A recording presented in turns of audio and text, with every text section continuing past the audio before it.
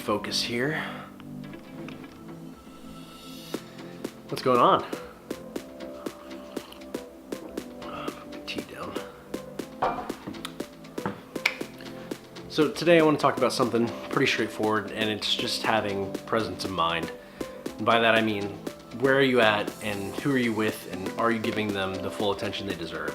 So I actually got this idea from talking to my girlfriend today, and we both realized that we're pretty fortunate to have someone that doesn't constantly sit on their phone while the other person is trying to have a conversation with them. And I'm very, very happy about having that. But I don't think everyone does have that. I feel like I hear a lot of people complain about that kind of thing. And I also have a friend that has definitely said the phrase, phones off, friends on, more than once when I've been in the room with him. Directed sometimes at other people, but sometimes at me. We definitely live in a world where everything is constantly fighting for our attention, and unfortunately, a lot of the time, things like social media or whatever it may be tends to win out over the person that's sitting directly across the table from you or on the other side of the couch from you. And I really don't have any fancy tips or tricks to combat this kind of thing. I mean, you can go with the one extreme where you just delete all social media and that kind of thing off your phone if you choose to. I personally haven't done that. I've gone 2-3 months before without social media and nothing bad has come from it, although at the end of it I had it again and nothing long-term really great came from it either. I think it was just having the presence of mind to be with the person that I'm actually with. So no fancy tips or tricks. I just think that you have to be more aware of what you're doing, and think about if you're sitting there and you don't have your phone on you for whatever reason, if the other person is on their phone and you want to talk to them and they're just kind of, like having a conversation, like, oh, what'd you do today? Like, oh, just like hung out with some friends, that kind of thing. What'd you do? And while you're talking, they're on their phone. It's kind of insulting.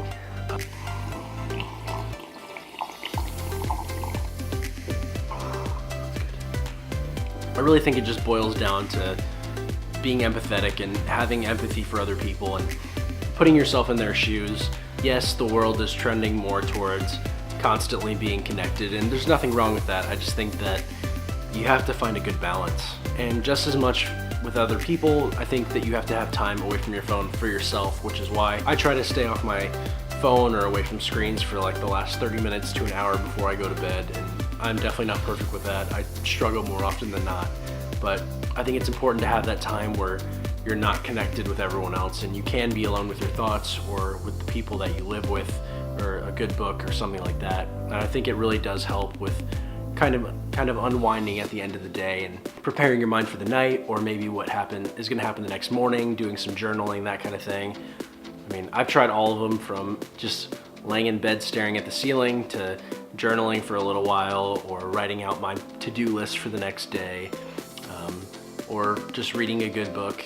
And I think all of them work. It's just, you have to find what works really well for you. So challenge yourself today.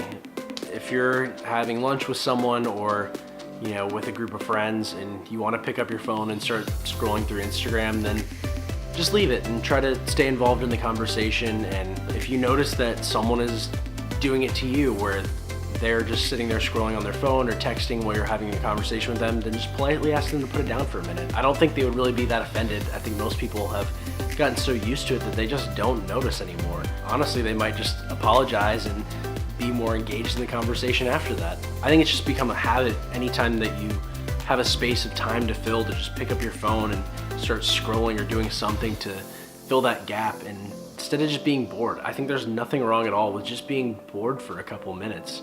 You'd be surprised the things that you can come up with and realize about yourself, even if you just take a couple minutes a day to be bored and relax. Plus, as a little side note, I don't think it's really healthy to have your mind constantly just bombarded with information.